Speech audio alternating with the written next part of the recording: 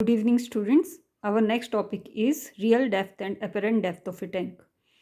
तो आपका जो वाटर टैंक होता है that appear shallower to us, shallower meaning less deep, कि वो हमें कम गहरा दिखता है than what it actually is, कि जितना ये गहरा है एक्चुअल में हम वाटर टैंक को जब भी देखें तो वो हमें कम गहरा दिखता है। And this is due to refraction, ये रिफ्रैक्शन के कारण होता है। तो इसे प्रूव करने के लिए मैंने जैसे एक वाटर टैंक कंसीडर कर लिया कि ये वाटर टैंक है जो एक्स वाई है। इट इज़ अ इंटरफेस भी बोल सकते हैं आपको, क्योंकि ये सेपरेट कर रहा है टू मीडियम्स को, वाटर को और एयर को। ठीक है, और साथ में क्योंकि ये टॉप मोस्ट सरफेस है वाटर का, सबसे ऊपर की लेयर है वाटर की, तो इसको फ्री सरफेस भी बोला जाता है। ठीक है, तो अब ये जो मैंने वाटर टैंक लिया है इस पे किसी पॉइंट पे मैंने मान लिया कि यहाँ पे कोई पॉइंट ऑब्जेक्ट है ओ। ठीक है, तो ये जो ओ पॉइंट ऑब्जेक्ट है इसका मैंने मान लिया कि ये एक्चुअल में जो डीप है यहाँ से फ्री सरफेस से कितना गहरा है, ये कितना डीप है, फ्री सरफेस पे हमने कोई पॉइंट मान लिया ए, वहाँ से जो ये एक्चुअल में डीप है वो हमने मान लिया ओ ए इक्वल टू एक्स। ठीक है, and this is the real depth, जो ओ ए है it is the real depth. ठीक है, अब हमने क्या किया, अब हमने क्योंकि रिफ्रैक्शन लेनी है तो आपकी ऑब्जेक्ट से क्या होगी, रे स्टार्ट होगी। ठीक है, ऑब्जेक्ट से फर्स्ट रे स्टार्ट हुई। अब हम ये प्रूव कर रहे हैं कि टैंक कम गहरा है, एक्चुअल में जितना हमें दिखता है उससे कम गहरा हमें दिखाई देता है। ठीक है, एक्चुअल में वो ज़्यादा गहरा होता है, इसका मतलब जो ओ है वो ज़्यादा डेप्थ पे है एज़ कम्पेयर टू जितना हमें ऑब्जेक्ट जिस गहराई पे दिख रहा है, तो वहाँ पे हमें वो एक्चुअल में नहीं दिख रहा है, वो हमें उसकी इमेज दिख रही होती है ओ की। ठीक है, तो इमेज के लिए हम क्या करेंगे, रे स्टार्ट करेंगे। जब भी किसी ऑब्जेक्ट की इमेज बनती है वो उसकी थ्रू ही लाइट रेज जो होती हैं वो निकलती हैं और वो ट्रैवल करती हैं। ठीक है, वो रिफ्रैक्ट होंगी आपस में, और रिफ्रैक्शन के कारण जो फाइनल इमेज बनेगी वो उसकी वर्चुअल इमेज इस केस में बनेगी। वो मैं आपको बताती हूँ। जैसे ओ ऑब्जेक्ट है, मैंने मान लिया कि एक्चुअल में ये इतना गहरा है कि आपका जो ओ है ये बेस पे पड़ा हुआ है, जैसे कोई कुआँ है, ठीक है, या कोई टैंक है, उसके नीचे कई बार स्टोन गिरे हैं या कुछ भी कोई ऑब्जेक्ट गिरा हुआ है। ठीक है, तो ओ ए जो है that is the real depth. अब ओ से एक रे मान ली मैंने ओ ए डैश, ओ ए डैश जो है पहले ओ ए, ये ओ ए रे जो है ये मैंने मान लिया ये रे इंसिडेंट हो रही है नॉर्मल एंगल। ठीक है, नॉर्मल एंगल पे यहाँ पे इंसिडेंट हो रही है। नॉर्मल एंगल समझते हो ना, 90 डिग्री पर परपेंडिकुलरली। ठीक है, और क्योंकि ये नॉर्मल पे हो रही है तो ये नॉर्मली ही क्रॉस कर जाएगी। ठीक है, इसकी इंसिडेंस नॉर्मल है तो ये स्ट्रेट ही पास कर जाएगी, स्ट्रेट अलोंग ओ ए डैश। ठीक है, एक अनदर रे जो है वो मैंने मान लिया वो एक्स वाई इंटरफेस पे इंसिडेंट हो रही है एट एन एंगल आई। ये परपेंडिकुलर ड्रॉ कर दिया, इसके साथ ये कितना एंगल बना रही है, आई। ठीक है, अब नॉर्मल के साथ ये एंगल ऑफ इंसिडेंस हो गया। अब देखो यहाँ वाटर है, वाटर जो होता है dash is a denser medium, वो कैसा मीडियम है, डेंसर। और जो बाहर एयर होगी या वैक्यूम होगी वो क्या होगा, रेयरर मीडियम। ठीक है, तो आपकी जो वेव है, ये जो लाइट रे है ये कहाँ से कहाँ को जाएगी, फ्रॉम डेंसर टू रेयरर। ठीक है, तो मैंने बताया है जब भी आपकी लाइट रे डेंस से रेयरर मीडियम में जाती है it bend away from the normal, तो ये डेविएट होगी अवे फ्रॉम द नॉर्मल, इस तरह से दूर। ठीक है, और मान लिया ये है आपका एंगल ऑफ रिफ्रैक्शन, इस एंगल से वो डेविएट हो गई along B C. O B जो है ये इंसिडेंट रे है and B C is the refracted ray. अब ये रे जो है अगर मैं बी सी को प्रोड्यूस करूँ पीछे की तरफ को, तो ये यहाँ कहीं आके मिल रही है इससे, तो ये इस वाली रे से, नॉर्मल रे से आके जहाँ पे आके मिलेगी यहाँ पर ऑब्जेक्ट की वर्चुअल इमेज बनेगी। यहाँ क्या बनेगी, ऑब्जेक्ट की वर्चुअल रे।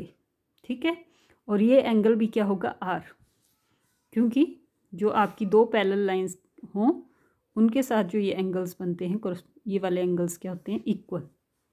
तो एक लाइन और ये दोनों क्या है, परपेंडिकुलर हैं तो पैरेलल हैं, तो इसका ये एंगल और ये एंगल क्या होगा, इक्वल होगा। ये भी क्या होगा, आर। तो खुद देख लो, इसकी इमेज जो है वो उतनी गहराई पर नहीं बन रही है। जहाँ पे टैंक का बेस है वो कहाँ बन रही है, ऊपर। तो हमें जो दिखाई देता है वो एक्चुअल ऑब्जेक्ट नहीं दिखाई देता, वो हमें क्या दिखाई देता है, उसकी वर्चुअल इमेज। ठीक है, तो ये जो आपका ए आई है, ए आई आपका है एपेरेंट डेप्थ। ठीक है, इसको क्या बोलते हैं, एपेरेंट डेप्थ। ठीक है, और ये किसके इक्वल होगी, ये मान ली हमने वाई के इक्वल।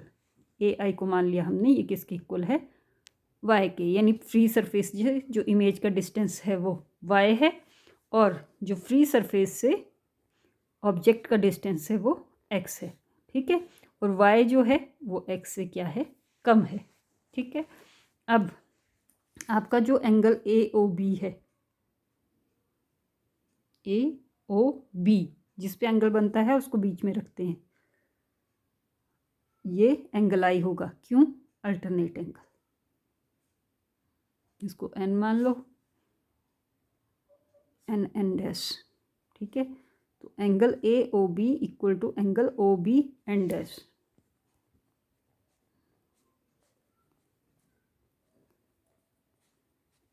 क्योंकि ये क्या है, अल्टरनेट एंगल्स हैं। ठीक है, इस तरफ और इस तरफ लाइन के। इसी तरह एंगल ए आई बी जो मैंने अभी बताया, जो इमेज पे बन रहा है, and angle N B C ये वाला, ये दोनों भी क्या होंगे, इक्वल। ये मैंने अभी बताया, ये वाले क्या होते हैं, इक्वल। तो अब in triangle O A B, ये वाला ट्रायंगल, साइन आई देखें, साइन आई क्या होगा आपका, परपेंडिकुलर अपॉन हाइपोटेन्यूज। तो परपेंडिकुलर क्या था, ये थी ना नॉर्मल रे जा रही। ठीक है, तो आपका यहाँ एंगल है, इसका मतलब ये बेस हुआ A B upon O B. जिस पे एंगल बनते हैं वो क्या होता है, बेस। दोनों एंगल्स यहीं बन रहे हैं इस ट्रायंगल के, तो ये बेस है, ये परपेंडिकुलर, ये जो ओ बी है डेट इज हाइपोटेन्यूज। ठीक है, इसी तरह इन ट्रायंगल आई ए बी इस छोटे वाला जो इमेज के साथ बन रहा है फ्री सरफेस का, इसमें भी ए आई आपका क्या होगा, बेस है, तो परपेंडिकुलर ए बी और हाइपोटेन्यूज ओ बी। ठीक है, तो in triangle I A B sine I equal to आ जाएगा, परपेंडिकुलर क्या है आपका ए बी और हाइपोटेन्यूज क्या है, आई बी। ठीक है, अब आपकी लाइट जो ट्रैवल कर रही है मैंने बताई है कहाँ से कहाँ को जा रही है, डेंसर मीडियम से रेयरर मीडियम को, एयर को। ठीक है, तो हम स्नेल्स लॉ अप्लाई कर देंगे।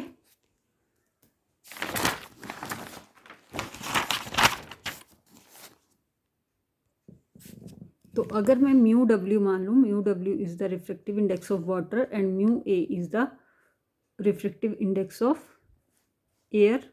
ठीक है, तो ये क्या होगा, mu W into sine I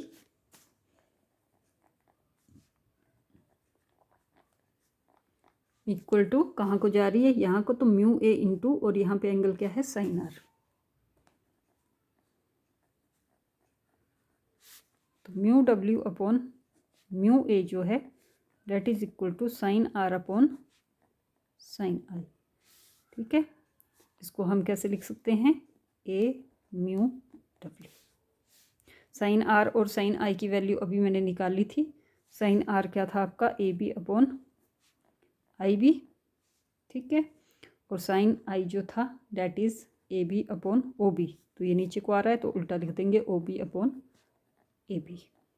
A B और ए बी क्या हो जाएगा, कैंसिल, तो O B upon I B.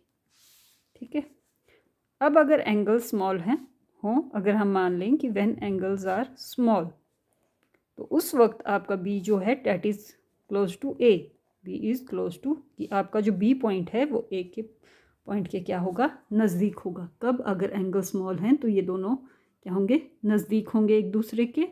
तो उस वक्त आप बी की जगह ए यूज़ कर सकते हैं यहाँ पे। यहाँ पे बी की जगह ए लिख सकते हैं। तो ए म्यू डब्ल्यू, क्योंकि हमें ओ बी नहीं पता है ना ही हमें आई बी पता है, हमें क्या पता है ओ ए और आई ए। ठीक है, तो यहाँ हमने ये मान लिया कि एंगल स्मॉल है, इसलिए A B is close to A, तो हमने बी को रिप्लेस कर दिया ए से। ठीक है, ओ ए हमें पता है डैट इज़ रियल डेप्थ, और आई ए क्या थी हमारी एपरेंट डेप्थ। एपरेंट होती है जो हमें अपीयर हो रही है, एक्चुअल में वो है नहीं है। ठीक है, तो इसको एक्स माना था, इसको वाई। ठीक है, तो ये आ गया आपका formula A mu W equal to X upon Y. ठीक है, तो जैसे मान लो कि इफ़ ए म्यू डब्ल्यू जो है यानी refractive index of water with respect to air, अगर मैंने मान लिया वो 4/3 है, उसकी वैल्यू 4/3 है, तो यहाँ से खुद देख लो 4/3 इक्वल टू क्या हो जाएगा एक्स अपॉन वाई। तो वाई इक्वल टू क्या होगा X upon 4/3 equal to 3/4 of X. तो आपका जो वाई है जो हमें दिख रहा है वो 3/4 है एक्स का। अगर ये अगर एक्चुअल में अगर डेप्थ 1 मीटर है तो हमें वाई कितना दिखेगा 0.75 मीटर, 1/4 कम दिखेगा। तो ये हमने प्रूव कर दिया कि एपरेंट डेप्थ जो होती है वो रियल डेप्थ से क्या होती है नियर अबाउट 3/4 होती है वो रियल डेप्थ की। ठीक है, तो इसे कर लेना। इसके बाद अगला टॉपिक जो हम करेंगे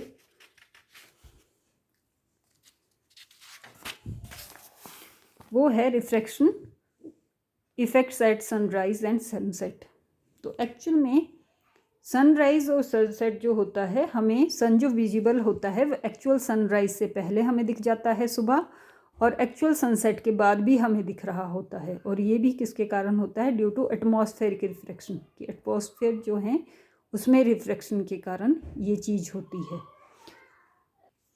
तो रिफ्रैक्शन के कारण कैसे होता है मैं आपको समझाती हूँ। जैसे मैंने ये अर्थ ले ली है, ठीक है, ये लाइन जो है ये हॉरिजन को रिप्रेजेंट कर रही है। हॉरिजन कौन सी लाइन होती है जहाँ से हमें दिखता है, सुबह दिखता है कि वहाँ से सूरज उग रहा है, और शाम को दिखता है कि उस लाइन के वो नीचे को जा रहा है, उसको हॉरिजन बोलते हैं। ठीक है, ये जो हैं ये एटमॉस्फेयर की लेयर्स हैं। आपने पढ़ी हैं लोअर क्लासेस में कि एटमॉस्फेयर की डिफरेंट लेयर्स होती हैं, जैसे स्ट्रेटोस्फेयर, मीजोस्फेयर, है ना, थर्मोस्फेयर, आइनोस्फेयर। तो ये एटमॉस्फेयर की लेयर है।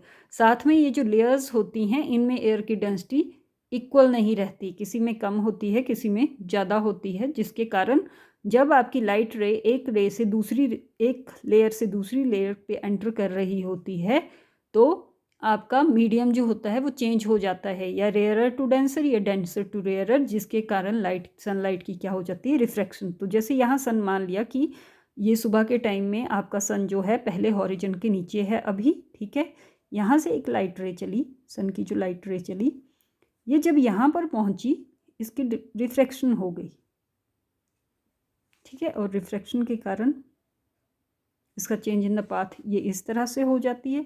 उसके बाद ये जब फिर से इस लेयर की बाउंड्री पे पहुँची, यहाँ फर्दर रिफ्रैक्शन हुई और ये फिर से बेंड हुई और ये इस तरह से, ठीक है। तो हमें जो दिखेगा, जो यहाँ पे ऑब्जर्वर है उसको दिखेगा कि ये लाइट कहाँ से आ रही है, यहाँ कहीं से, ठीक है। तो उसको लगेगा कि सन क्या हो चुका है, एक्चुअल में राइज हो चुका है। उसे जो ये दिख रही है, ये क्या दिख रही है, वर्चुअल इमेज दिख रही है उसकी, लाइट रेज की रिफ्रैक्शन के कारण। तो उसे लगेगा कि सन जो है वो अपीयर हो चुका है, ठीक है, बिफोर द एक्चुअल सनराइज। पर ऐसा नहीं होता है, ठीक है। तो हमें जो दिन दिख रहा होता है, सुबह हमें 2 मिनट पहले सन दिखने स्टार्ट हो जाता है, और शाम को हमें सनसेट होने के बाद भी 2 मिनट तक सन दिखता है। और वो जो सन हमें दिख रहा है 2 मिनट के लिए, वो उसकी वर्चुअल इमेज है, ठीक है। तो हमें जो पूरा दिन है वो 4 मिनट लंबा हो जाता है ड्यू टू रिफ्रैक्शन इफेक्ट्स के कारण। तो ये है refraction effect at sunrise and sunset. बच्चों अब नेक्स्ट टॉपिक करेंगे refraction of light through a compound plate, कि एक कंपाउंड प्लेट के थ्रू लाइट रिफ्रैक्ट कैसे हो रही है उसको हम स्टडी करेंगे। तो सबसे पहले कंपाउंड प्लेट क्या होती है, कंपाउंड प्लेट जो होती है वो 2 प्लेट्स को जॉइन करके बनी होती हैं और वो दोनों प्लेट्स क्या होंगी, डिफरेंट मटेरियल की बनी हुई होंगी, ठीक है। तो या डिफरेंट मीडियम भी बोल सकते हैं आप। तो मैंने एक कंपाउंड प्लेट ली, ठीक है, और ये जो कंपाउंड प्लेट है इसका जो मीडिया है ये पहले वाले का बी है और दूसरी वाली प्लेट का मान लिया मैंने कि उसका मीडियम क्या है, सी है, ठीक है। तो आपकी जैसे मान लो एक ग्लास है और प्लास्टिक है ना, ट्रांसपेरेंट प्लास्टिक, तो उनसे मिलके बन गई हैं। और इस कंपाउंड प्लेट को मैंने कहाँ पर रख दिया है, किसी थर्ड मीडियम ए पे, ठीक है। मान लिया एयर पे ही रख दिया, जैसे है ना, ए क्या है, एयर है, ठीक है। तो सबसे पहले क्या होगा, जैसे ही मैंने इसे यहाँ पर रखा, एक लाइट रे इंसिडेंट हुई at point A, capital A, ठीक है। ये हो गया एंगल ऑफ इंसिडेंस, जो ओ ए है that is the incident ray. अब ये जब यहाँ पे इंसिडेंट हुई तो ये आगे जाके रिफ्रैक्शन इसकी इस पॉइंट पे मीडियम चेंज हुआ तो रिफ्रैक्शन हुई, और मैंने मान लिया ये इस पाथ से ट्रेवल कर गई और ये वाला एंगल बन गया आपका R1, that is the angle of refraction, ठीक है। तो अकॉर्डिंग टू स्नेल्स लॉ लगा देते हैं हम यहाँ पे। तो आपका क्या आ जाएगा, इसका मान लिया म्यू ए है, इसका रिफ्रैक्टिव इंडेक्स म्यू बी है और इसका रिफ्रैक्टिव इंडेक्स म्यू सी है, ठीक है। तो आपका बन जाएगा mu A into sine I, mu A से आ रहा है क्योंकि, mu A into sine I equal to mu B into sine R, ठीक है। तो आपका mu A upon mu B, जिसको हम क्या बोल सकते हैं, बी म्यू ए, वो किसके इक्वल हो जाएगा, इसको यहाँ ले आए हैं तो इसको वहाँ ले जाओ, साइन आर अपॉन R1 से किया था हमने, R1 माना था ना, तो R1 अपॉन साइन आई, ये इक्वेशन बन गई। स्नेल्स लॉ लगाया कब, जब पॉइंट ए पर लगाया। अब ये मैंने मान ली ये रे इंसिडेंट हुई एट पॉइंट बी, ठीक है, और बी पर भी मीडियम चेंज हुआ, इसकी फर्दर रिफ्रैक्शन हुई, मैंने मान लिया ये इस तरह ट्रैवल कर दी, ठीक है। और ये एंगल जो है ये R2 हो गया, एंगल ऑफ रिफ्रैक्शन, ठीक है। और यहाँ जो इंसिडेंट हुई, क्योंकि ये अल्टरनेट एंगल हैं, तो ये क्या मान लिया मैंने, R1 इक्वल होंगे, ठीक है। और अब at point B Snell's law apply करो पॉइंट बी पर, तो ये क्या होगा, mu B into sine R1 equal to mu C into sine R2,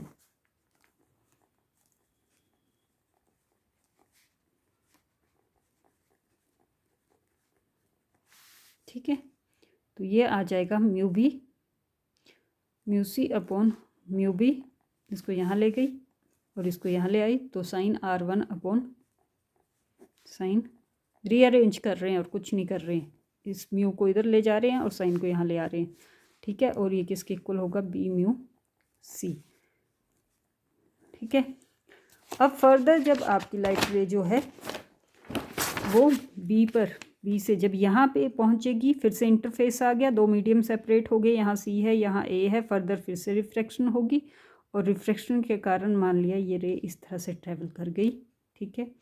तो आपकी हमने पहले प्रूव किया था पैरेलल स्लैब के केस में, जो मैंने स्लैब वाला केस करवाया था आपको, जो लास्ट वीडियो में था, ठीक है। रेक्टेंगुलर ग्लास स्लैब की जो इंसिडेंट एंगल होता है और इमर्जेंट एंगल होता है, वो दोनों क्या होते हैं, इक्वल। इंसिडेंट जहाँ से लाइट एंटर हो रही है, इमर्जेंट जहाँ से लाइट बाहर आ रही है, ठीक है। तो वो दोनों क्या होते हैं, इक्वल। तो ये आई है तो ये भी क्या होगा, आई, और ये R2 है तो वही सेम चीज़, अल्टरनेट एंगल्स, तो ये भी क्या होगा, R2। अब इसको C मान लो। तो अब हम स्नेल्स लॉ लगाएंगे at point C। Point C पे देखें तो mu C into R2 equal to mu A into I, mu C into sine R2 equal to mu A into sine I. तो C, अच्छा इसको यहाँ ले जाओ, mu A upon mu C equal to sine R2 upon sine I. तो आपका ये होगा C म्यू ए, इसे इक्वेशन 3 दे दो, ठीक है। Multiply equation 1, 2 and 3। इक्वेशन 1 क्या थी हमारी? इक्वेशन 1 थी A mu B equal to sine I upon sine R one. A mu B left hand side से लेफ्ट हैंड साइड को मल्टीप्लाई कर दो, A mu B into B mu C into C mu A equal to आ जाएगा right hand side sine I upon sine R one into sine R one upon sine R two into sine R two upon sine I. R to से R two cancel, R one से R one cancel और I से आई, तो ये equal to 1। ठीक है, तो यहाँ से प्रूफ हुआ A mu B into B mu C into C mu A, यानी तीनों के जो रिफ्रैक्टिव इंडेक्स का प्रोडक्ट है with respect to each other that is equal to 1। ठीक है, इसको हम बोल सकते हैं A mu B into B mu C equal to, अगर इसको नीचे ले जाएं तो 1 अपॉन सी म्यू ए, इस तरह से भी लिख सकते हैं। और जब भी रेसिप्रोकल हो जाए, अगर उसको ऊपर लिखना हो इस तरह से, तो ये इंटरचेंज हो जाते हैं। ए सी, तो ये बना आपका expression refraction through a compound slab का। ठीक है, तो आप ये सारे आर्टिकल्स कर लेना अच्छे से। ठीक है, बाय, टेक केयर।